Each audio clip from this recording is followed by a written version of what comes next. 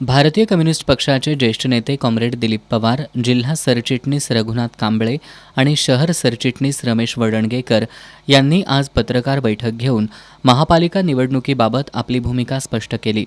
निकोप लोकशाहीच्या बळकटीकरणासाठी भाकप इंडिया आघाडीला पाठिंबा जाहीर करत असल्याचं यावेळी जाहीर करण्यात आलं. भाकप संविधानाच्या बळकटीकरणासाठी काम करणारा पक्ष असून धर्मनिरपेक्ष आणि स्वातंत्र्य समतावादी शक्ती सत्तेत याव्यात, पक्षाच्या राज्य नेतृत्वाबरोबर चर्चा करून हा पाठिंबा देण्यात येत असल्याचं कॉम्रेड दिलीप पवार, कॉम्रेड रघुनाथ कांबळे यांनी यावेळी सांगितलं.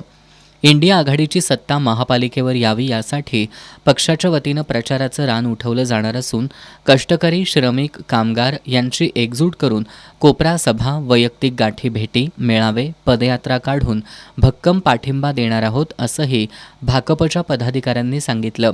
यावेळी महाराष्ट्र राज्य कम्युनिस्ट पक्षाच्या सचिव मंडळाच्या सदस्या स्मिता पानसरे, राज्य कार्यकारिणी सदस्य बन्सी सातपुते, दिलदार मुजावर, सदाशिव निकम, सम्राट मोरे, आरती रेडेकर, प्रशांत आंबी, एस.बी. पाटील, वसंत पाटील, ॲडव्होकेट बाळासाहेब पोवार, शुभांगी पाटील यांच्यासह भारतीय कम्युनिस्ट पक्षाचे कार्यकर्ते उपस्थित होते.